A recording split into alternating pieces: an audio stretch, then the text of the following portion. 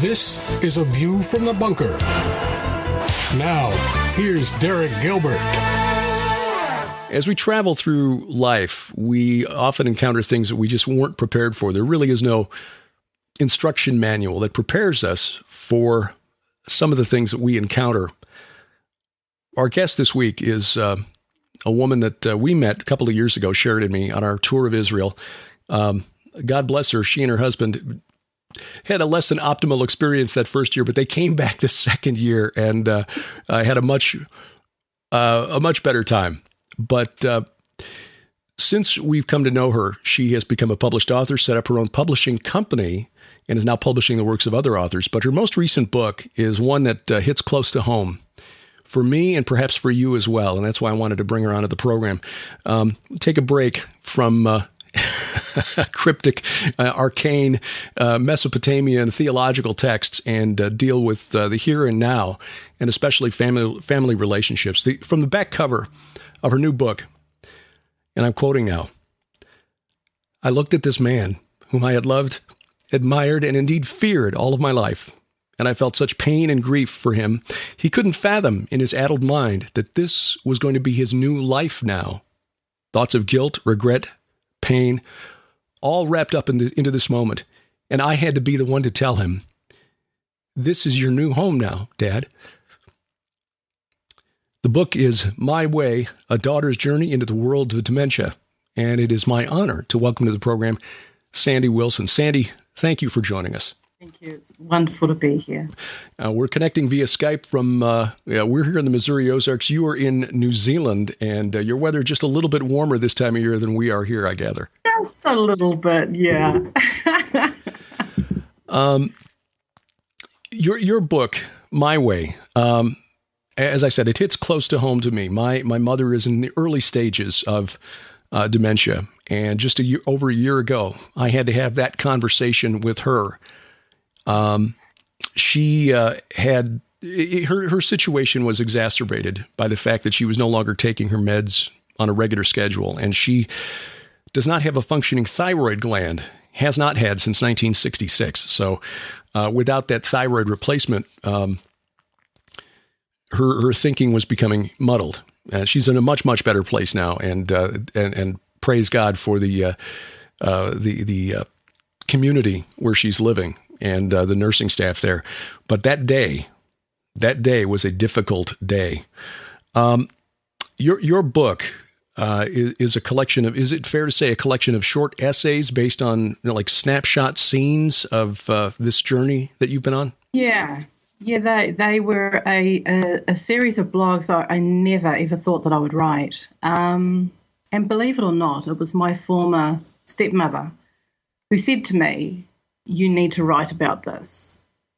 And so I started a blog, and it just went from there. I used to publish it on Facebook, but then I went off Facebook for many years. And so I just kept putting them on there and never expected anything to come of it until one day I went into where my dad is now living and was chatting to the receptionist and just said to her, that writing has been one of my ways of dealing with this. And she said, "Please, can you publish what you've written?" And I said, okay.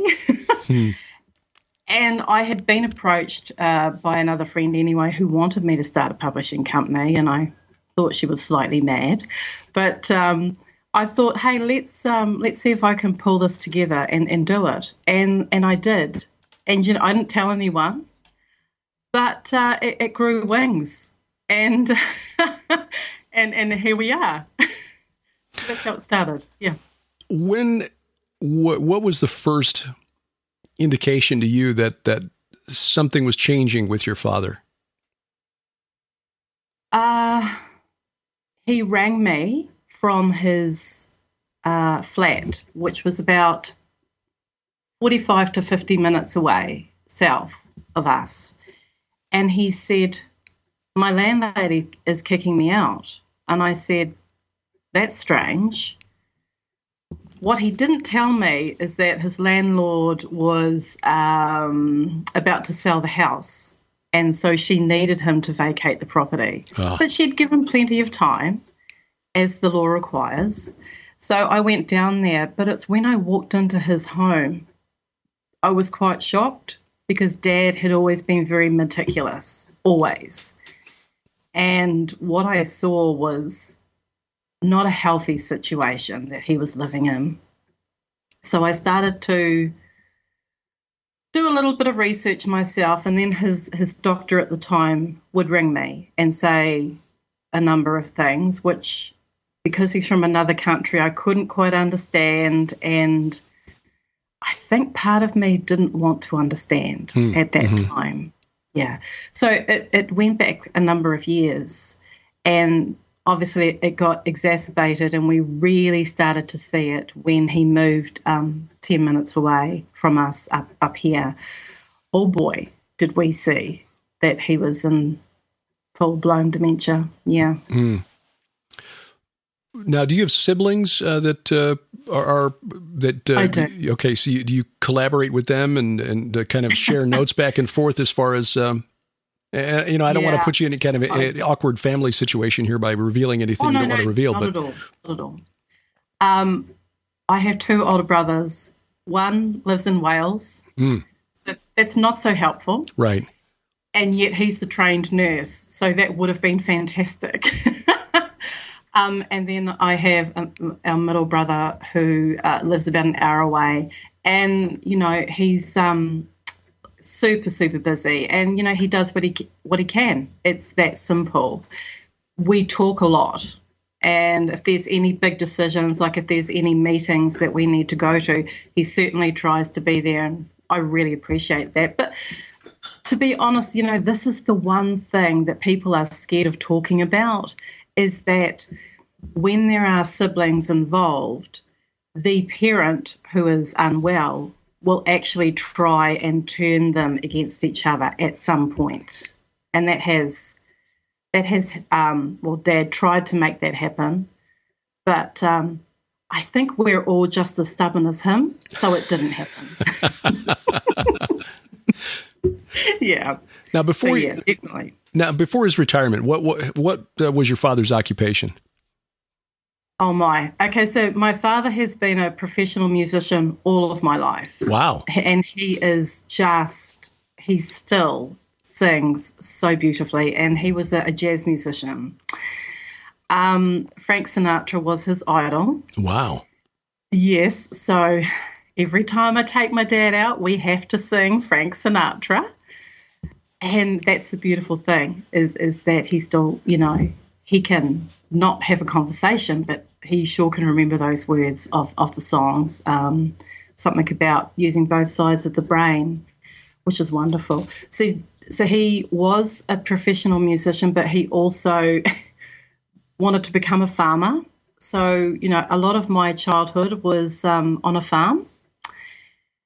And he also decided that he wanted to open a home brew shop and a restaurant. Mm-hmm. Dad got to, and he also was a private pilot. So, I've grown up in and out of these little planes, and I thought that was normal. I love planes. Yeah. So I thought that was all very normal. And I was raised in and out of TV and recording studios, and again, I thought that was normal. Yeah. So very creative, not afraid of taking risks. Yeah. And yet, and I've just been looking at my manuscript here, very filled with anxiety, had horrible stage fright. Right the way through. And it cost him jobs as well. Yeah. So something hidden there, that you don't realise, because this is my dad. He can do anything. Mm-hmm. It's not until he got older that I realised, what he actually had been plagued with all of his life. When things became obvious, when it became obvious that he was not good living on his own, what was that conversation like for you? The conversation that you excerpt on the back cover of the book, when you had that that discussion and say, Dad, no, this is where you're going to live from now on?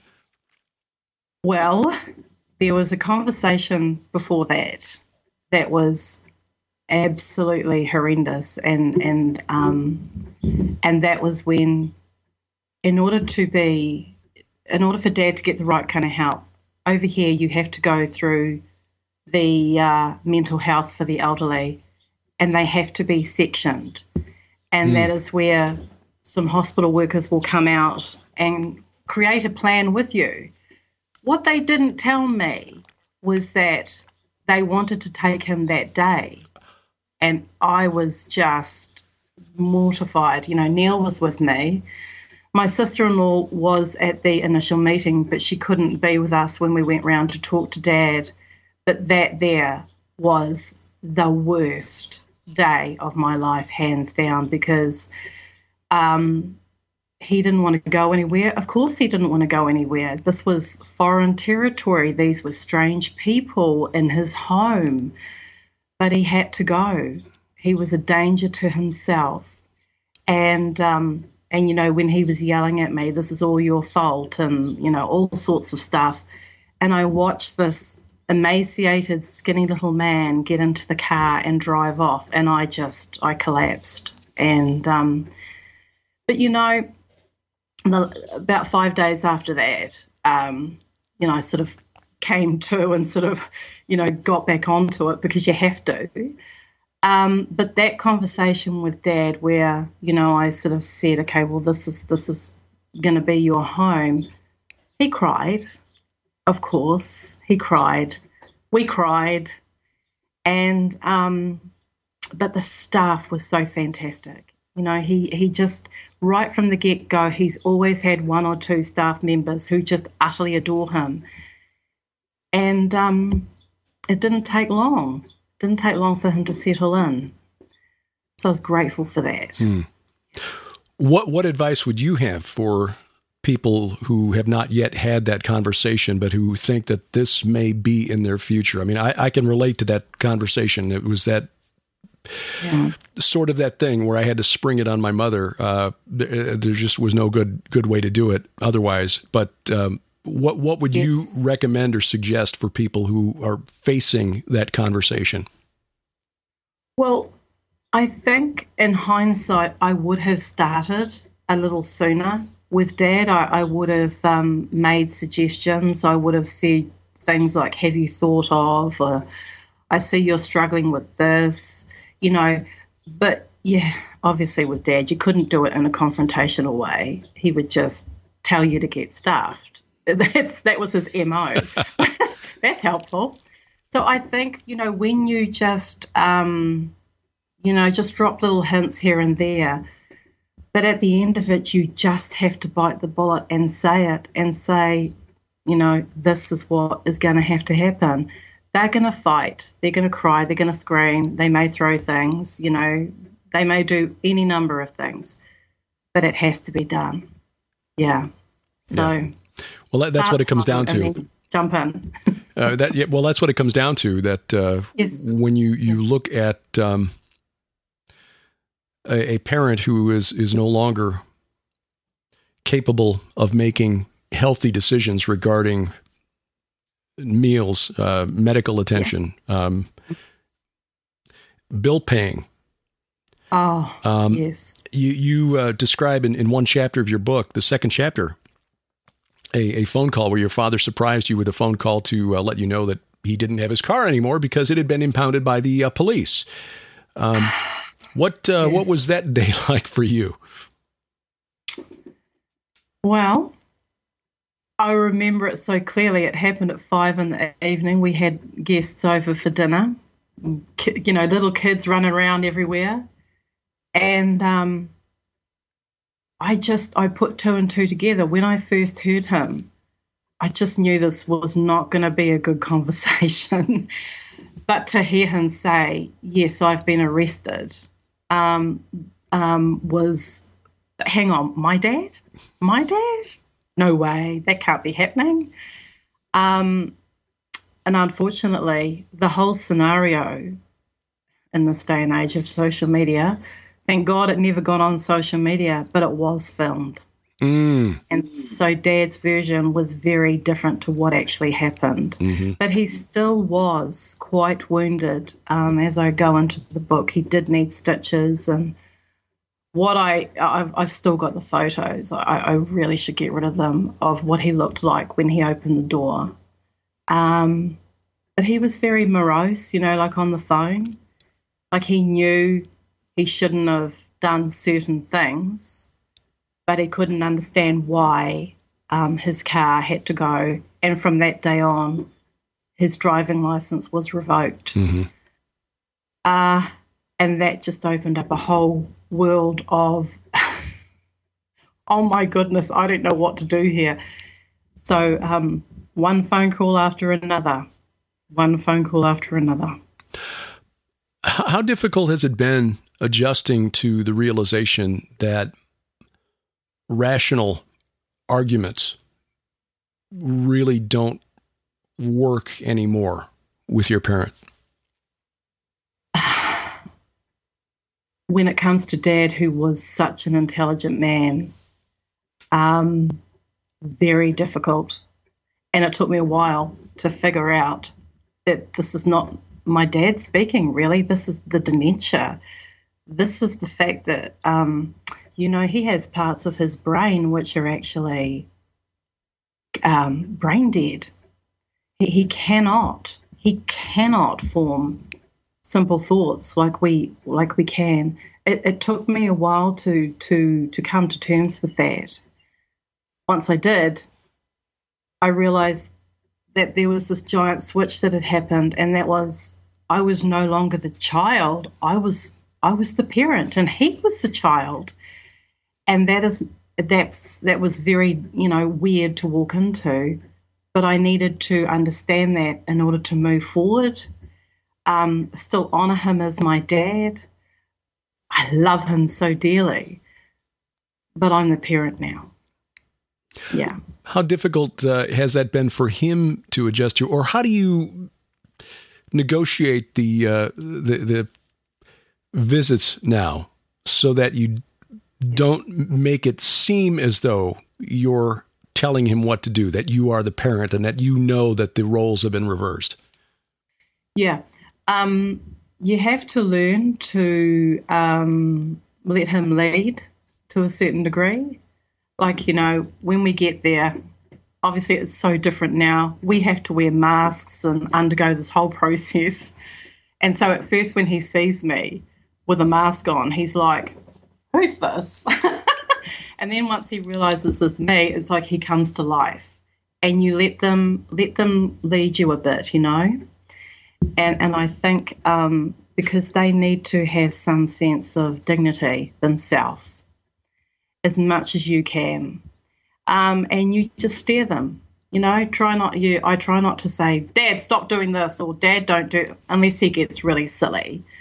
Just steer them and let it be as natural as possible, because that can happen, that will come back. Mm-hmm. Yeah. The music and the memories of the music that he loved. I found that with my mother, not necessarily music, but old memories, good memories, even if it means listening to the same story that I've heard at least 17 times already.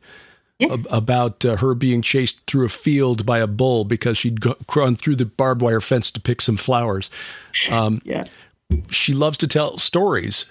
Yes. And for her, she seems to remember things that happened 60, 70 years ago more clearly than things that happened 2 months ago. That's true. Do you use memories in addition to music in order to... Yes. In fact, using photographs is a really good thing to really jolt their memory, especially if they're photographs of them when they're a lot younger. Mm-hmm. This is what I clicked onto. There was a picture of Dad with his two sisters back in the 70s, when they all had long hair.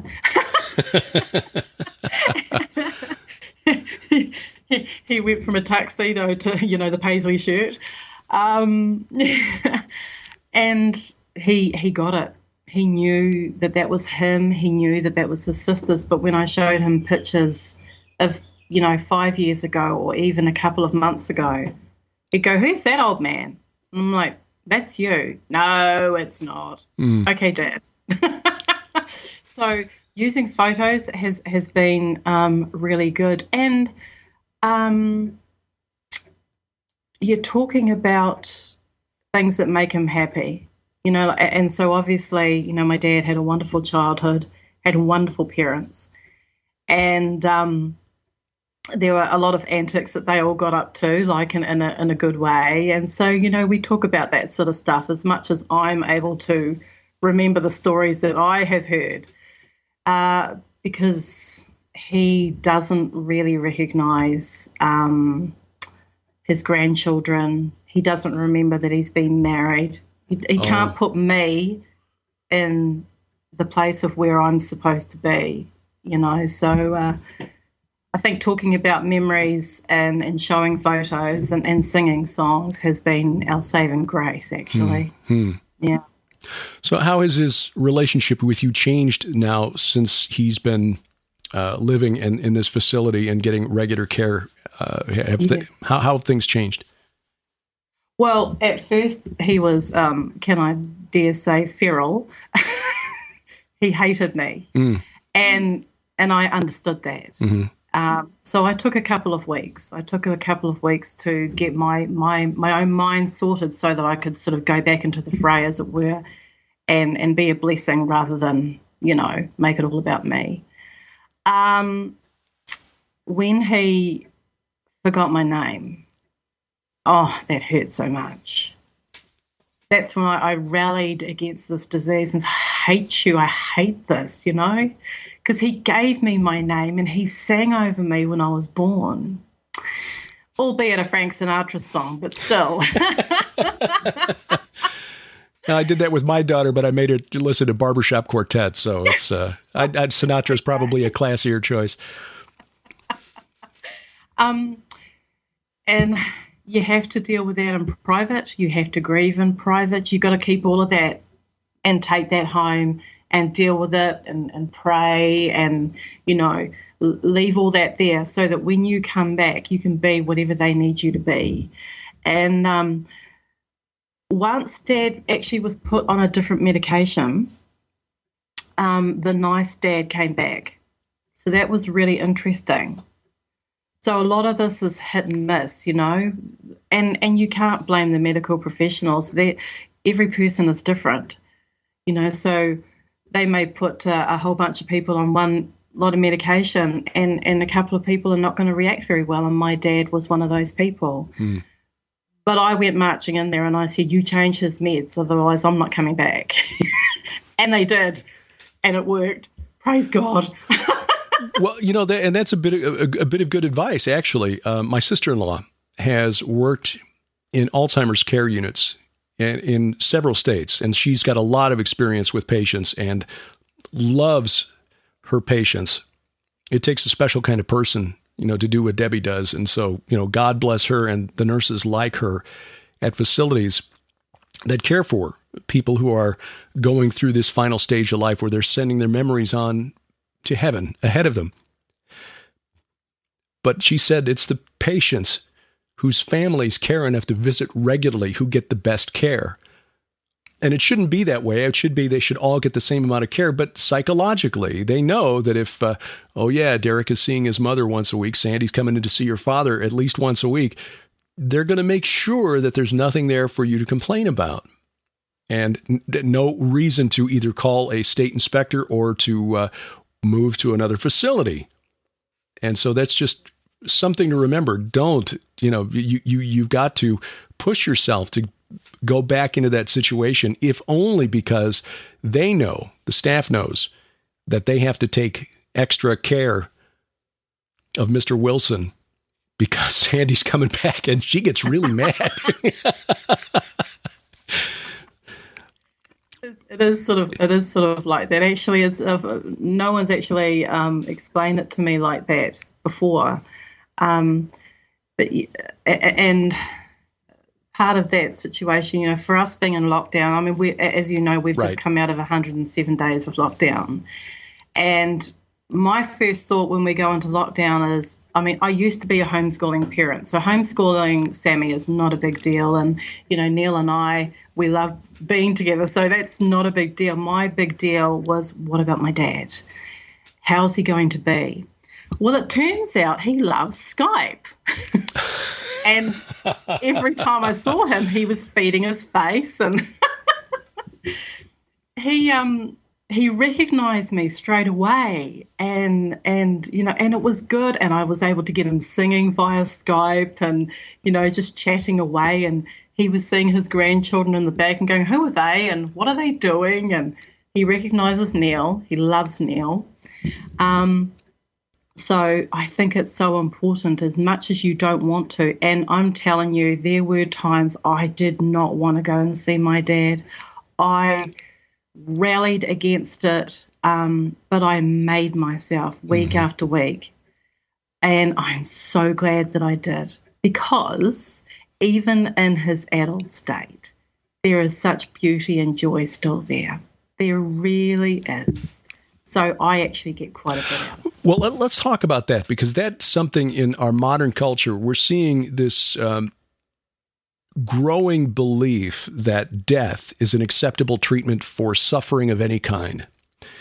And that in Europe, there are people who are now signing up, and I don't have the story in front of me, and I forget which nation it is, so I don't want to speak incorrectly here, give out incorrect facts, but there is a growing movement for people to sign a decree, and this is not here in the United States yet, not New Zealand or Australia, but it is in at least a couple places in Europe, where they will authorize a doctor, upon a doctor's diagnosis of dementia, to essentially trigger an implanted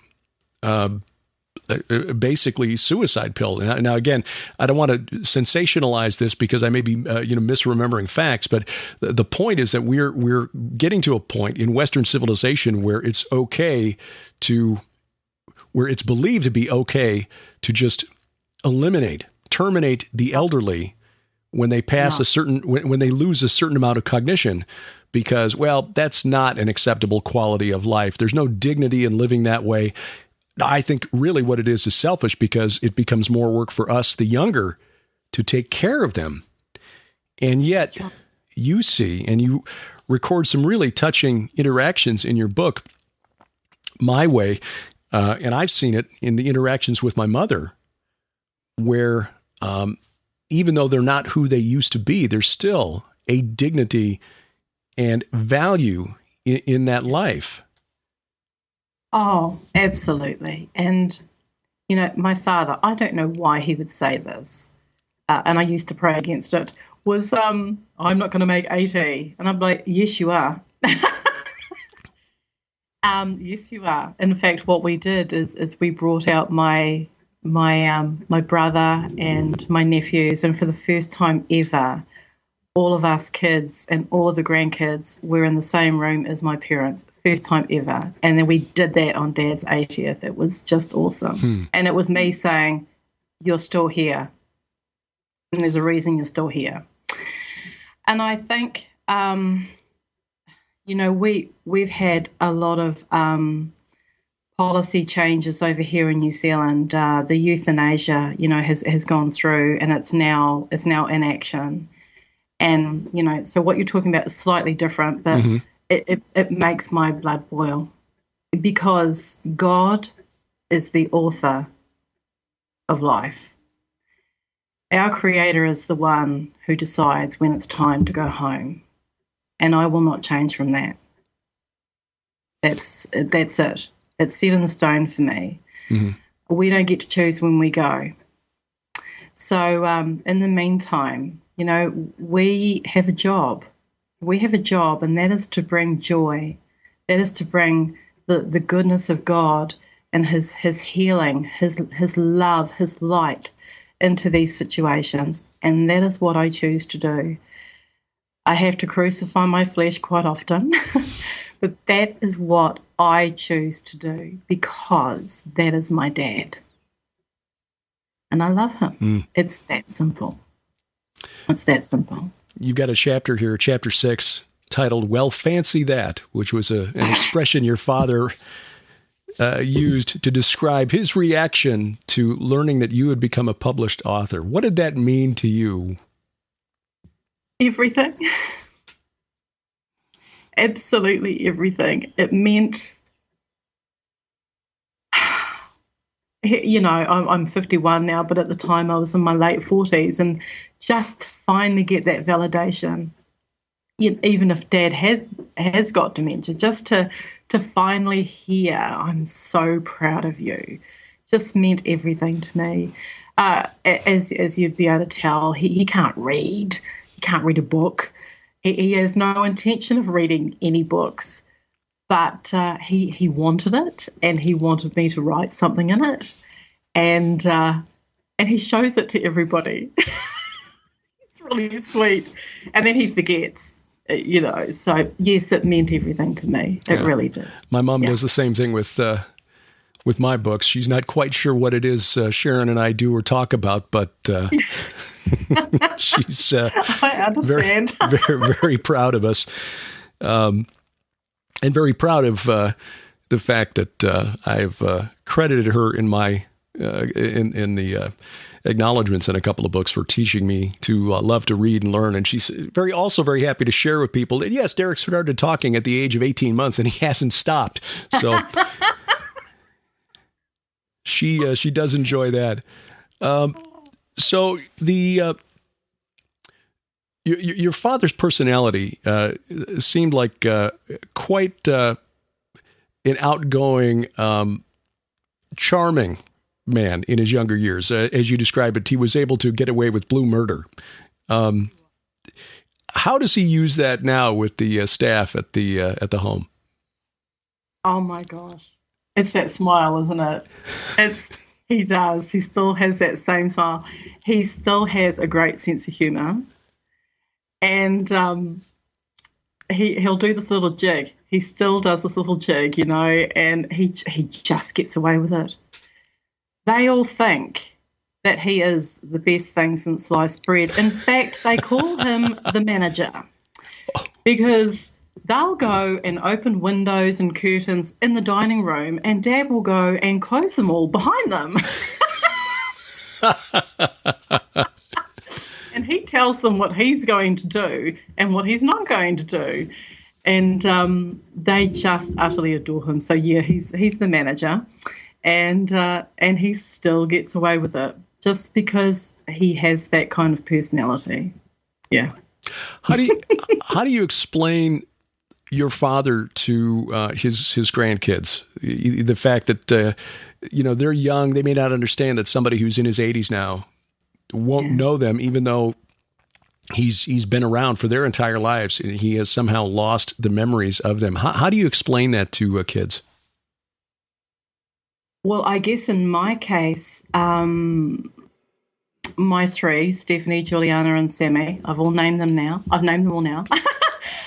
They've lived through it. And they often would accompany me. So they've seen Dad in all of his hues and his shades, and they just adore him, So,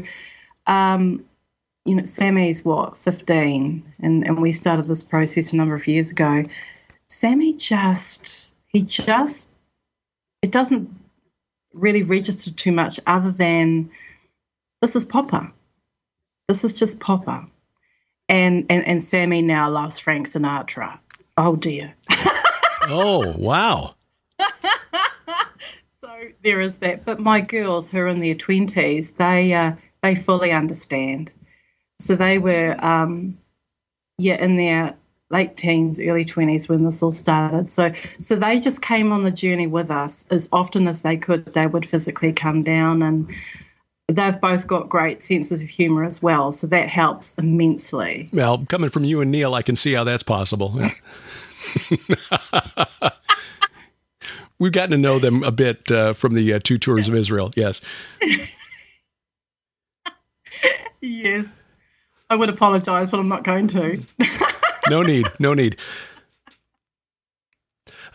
The need to kind of redirect and guide conversations when things get a little awkward, a little difficult.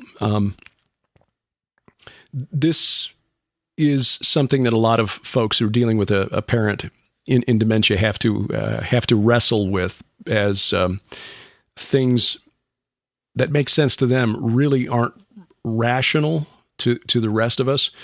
Behavior that seems inexplicable. Why would you even do that, Mom? Make perfect sense to her. And you described some of this in the case of your father. How do you redirect and work through issues like your father just bundling up his dirty clothes and tossing them in the bathroom bin instead of, the logical thing, which would be, setting him out for the laundry service or doing the laundry? How do you gently redirect when things just aren't making sense? And I think it took me a long time to figure that. Well, in that instance, with the laundry, I'm not there all the time, so I don't have to deal with it as much. What they have done is they literally hide all of Dad's clothing. They have to put it into a locked cupboard. And so every day, at shower time, they give him his allocated clothing, and that's it. So if he throws things away, he's running around in his undergarments. Yeah. But so, for instance, we had a situation where I came to pick him up, and bless his heart, he wouldn't put on his belt. And, he's skinny. He needed to put on his belt because I said to him, your pants will fall down in front of people, and I don't think that you're like that. Well, he turned around and said to me, well, I don't care. Oh, what am I going to do? And we had a situation, and Sammy was with us too, and Dad got very aggressive. But he managed to calm down. What I ended up having to do is hold his hands and look him in the eye and just say, Dad, I love you. Everything's okay. Let them do what needs to be done, and then we can go and get food. You mentioned food, and he's off.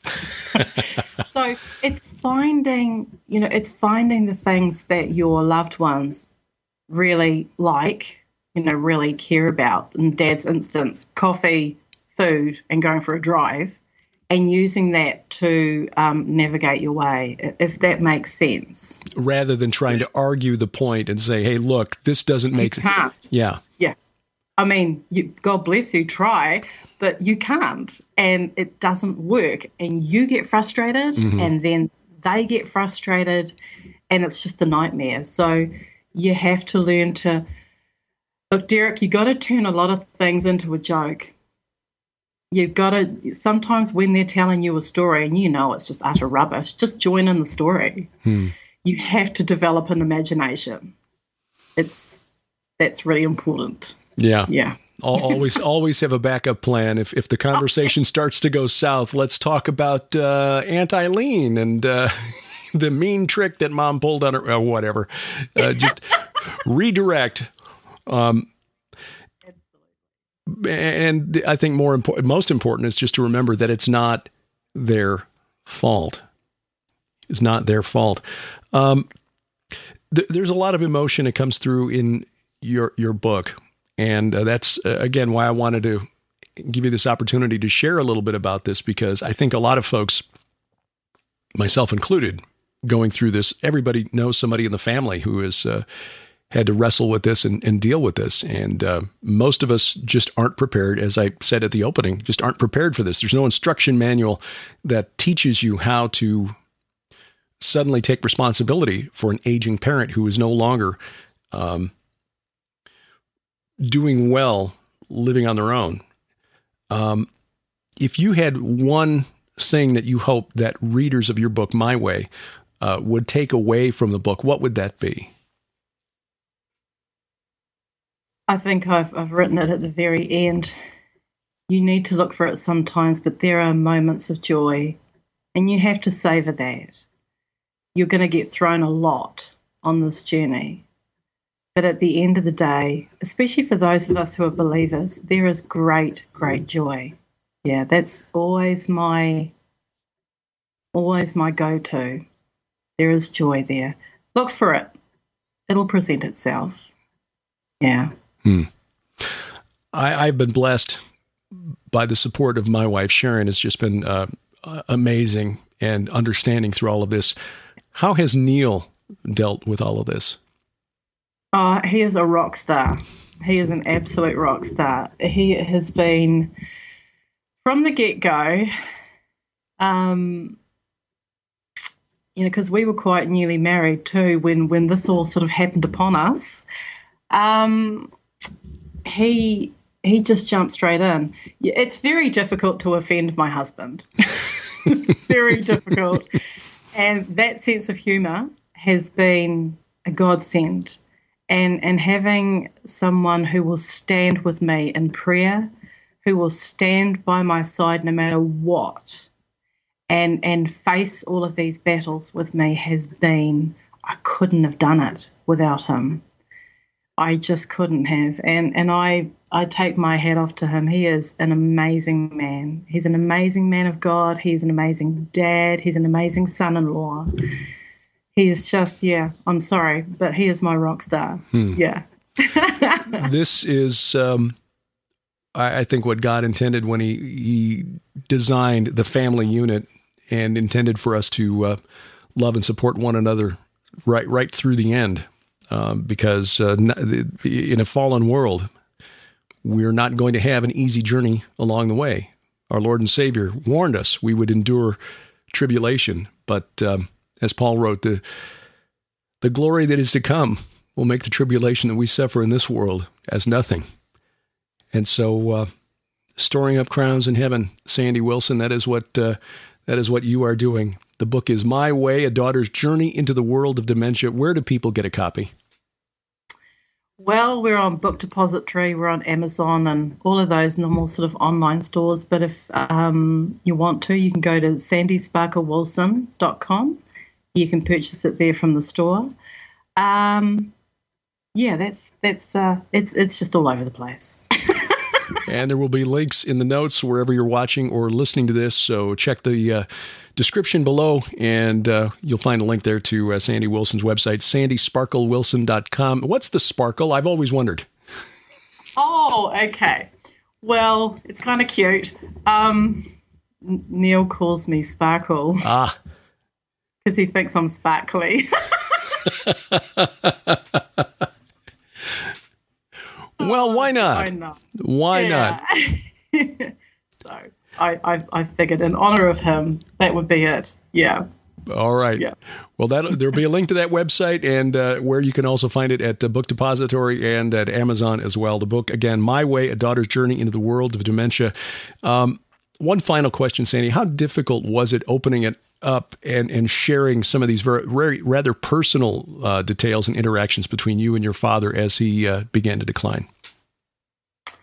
It was actually quite easy.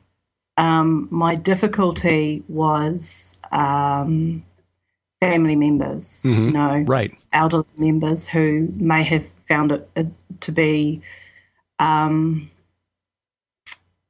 the done thing.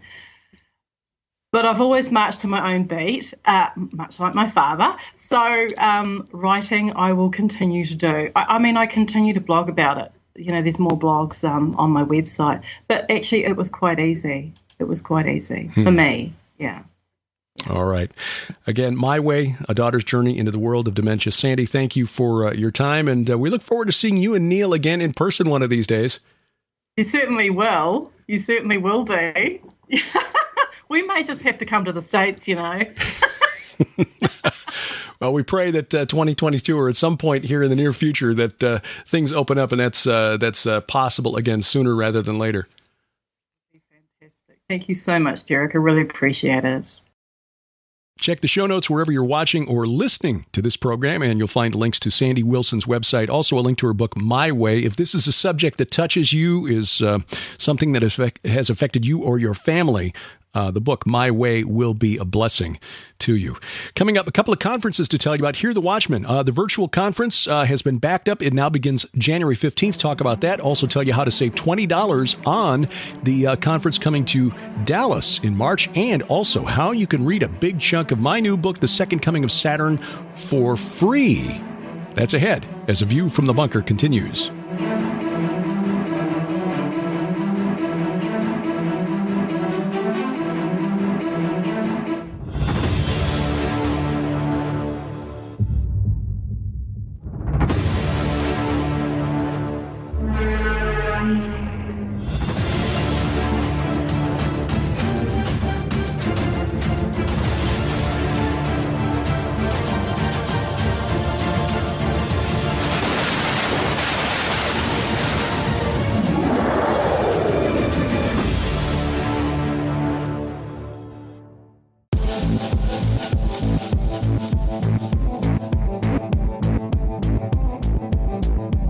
Talking the walk from the beautiful Missouri Ozarks. This is A View from the Bunker, VFTB.net. I am Derek Gilbert. You'll find us online at the aforementioned website, which is what we call our global hub for this multimedia enterprise. You'll also find us on social media at View From Bunker or at Derek Gilbert, both of those on Twitter, Facebook, View From the Bunker, and all the new social media sites, Gab, MeWe, Getter, Parlor, at Derek P. Gilbert, Derek P. Gilbert at each one of those. You might have noticed, if you checked out last week's podcast episode with Sheila Zielinski on her book Technogeddon on YouTube, that that interview is no longer there.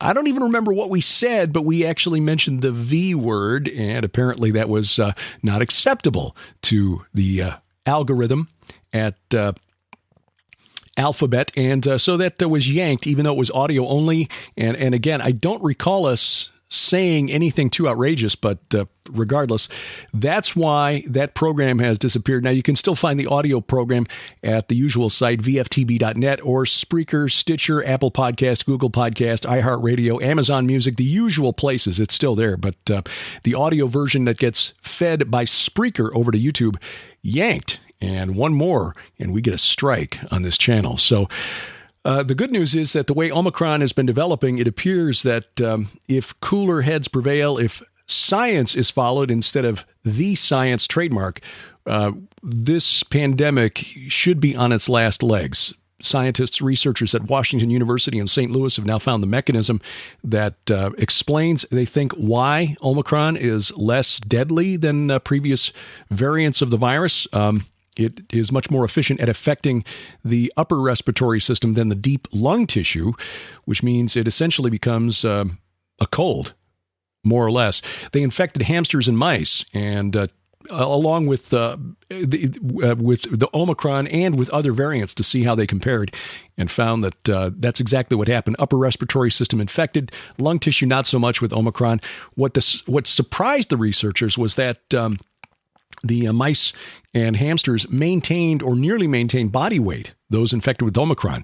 Those who were infected with Delta and Lambda and the other variants lost a lot of body weight, which suggested they were fighting a much more severe infection. So that's good news, as the percentage of cases here in the United States attributed to the Omicron variant is now the majority. I heard today somewhere, I haven't confirmed it, but I heard as of this recording, it was upwards of 90% of the COVID cases in the United States now attributed to Omicron. So praise God, we may see some light at the end of this tunnel yet. And to that end, we are looking forward to getting back to some actual conferences. Now, first off, I want to talk about the Remnant Revolution virtual conference from Hear the Watchman that was scheduled to launch January 1st. Now, if you signed up for that, you know, of course, by now that did not happen. There was some illness in the Kerr family. Mike Kerr dealing with some sickness, his son and their family also dealing with some illness. And so the back-end technical issues, there just wasn't anybody to handle it. So they have backed up the launch date for the Remnant Revolution virtual conference to January 15th. The good news is you'll still get 6 months access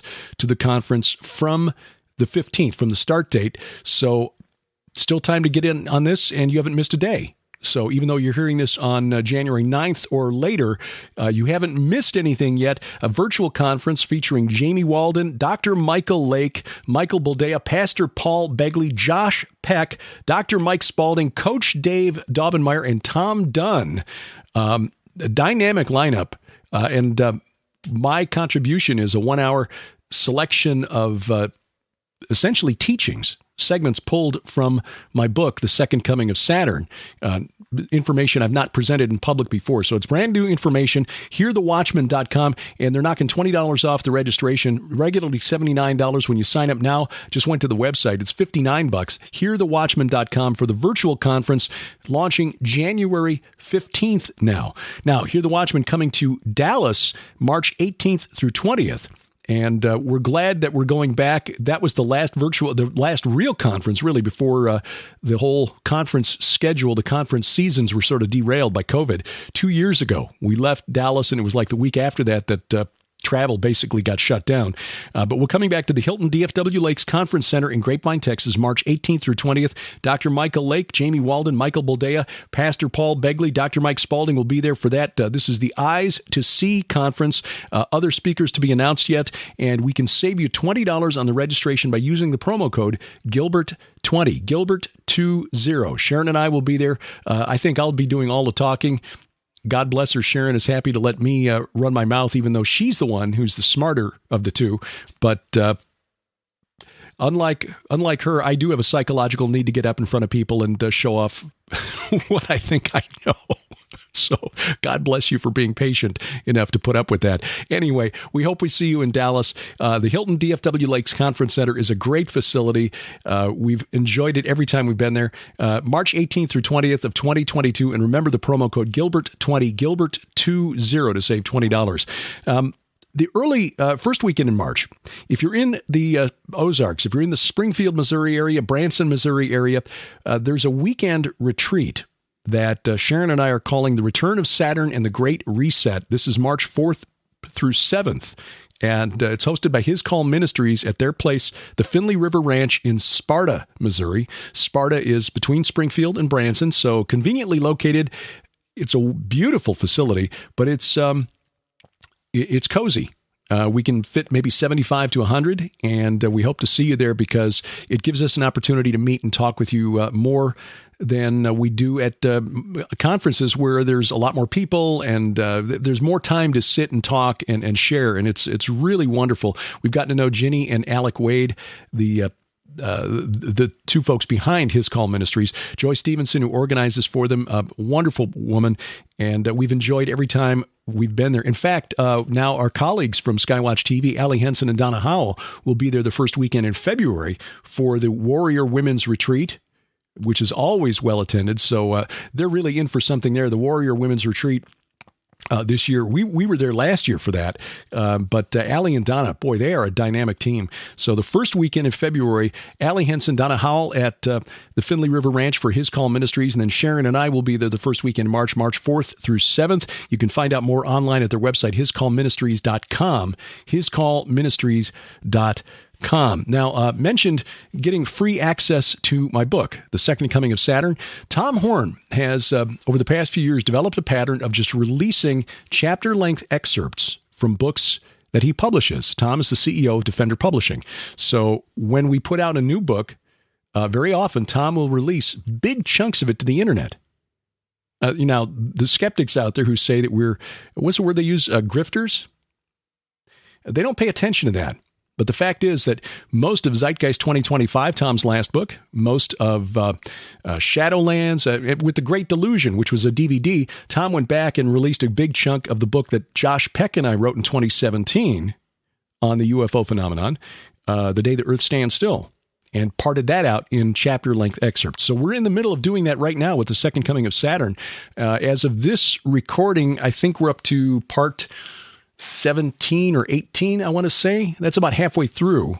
And by the time we get done with this in mid-February, most of the book will be out on the internet now. You can see it at skywatchtv.com. You can also find it at my website, derekpgilbert.com. There's a link in a menu bar there that says Second Coming of Saturn. All of those chapter-length excerpts are there, and it's just a way to introduce you to the material. because, frankly, it's this is the deep end of the pool. Not to pat myself on the back, but Sharon and I have spent the last 6 years with our heads basically buried in academic papers about ancient Roman, Greek, Canaanite, Amorite, Babylonian, Sumerian cosmology. And that's what's coming out in these books. Now, we mix it with some speculation and whatnot. We try to identify it as such, but not everybody wants to dive into a 300-page book with 550 footnotes. So you can do it for free. Try before you buy. DerekPGilbert.com. Look for the link in the menu bar that says Second Coming of Saturn. And again, by February, we'll probably have about 75-80% of the book published online. It is available now, by the way, in paperback and Kindle at Amazon. And God bless you and thank you. It has been the number one new release in the Christian commentaries category for weeks. I'm not sure why it's categorized as Christian commentaries. I'd call it more of a prophecy-related book, but whatever. I'm just thankful that many of you are interested in it. So I find the subject matter fascinating, but I'm a nerd. And so a lot of what I find fascinating is just really, really boring to a lot of other people. So Second Coming of Saturn, available now, Amazon.com, but also at SkywatchTVStore.com. If you want the paperback, SkywatchTVStore.com is the place to go. Skywatch TV and then Whispering Ponies Ranch, by extension, benefits more when you buy directly from Skywatch TV. And coming in February, I've got to work on architecting this tonight, DVD of teachings that introduce the material in the book. It'll be a series of 13 teachings.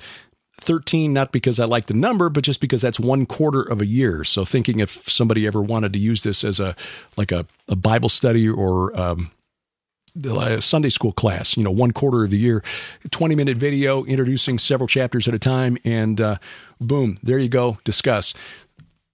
Anyway, that'll be offered with the book when Skywatch TV airs the programs about the book in February. And so just keep an eye on that. And again, SkywatchTVStore.com to get the book. The Tour of Israel, scheduled for March. The Skywatch TV Tour of Israel, you probably guessed, since we've agreed to do the Hear the Watchman conference in Dallas, we will not be going to Israel in March. Still too many questions about what Israel is going to require, not just in terms of vaccine, but in terms of quarantine for people coming in from outside the country. If you're paying to go to Israel for a couple of weeks and you've got to spend 5 or 10 days in quarantine when you get there, that's just not workable. So we've moved it back to spring of 2023. We're finalizing the dates with Lipkin Tours, and as soon as that is done, we will let you know, and that will be posted at skywatchinisrael.com. Thank you again for taking time out to watch or listen wherever you consume podcasts, which, of course, is Spreaker, Stitcher, Apple Podcast, Google Podcasts, iHeartRadio, Spotify, Amazon Music, wherever else you find us, which is wherever fine podcasts are sold. And please give us a like at Facebook. Give us a review wherever you're listening. And remember, our announcer, DC Good. Thank you for doing that every week, DC. And A View from the Bunker is a production of Gilbert House, released under a Creative Commons Attribution, Non-Commercial, No Derivatives 4.0 international license. We do this because we wrestle not against flesh and blood. I'm Derek Gilbert, and this is A View from the Bunker.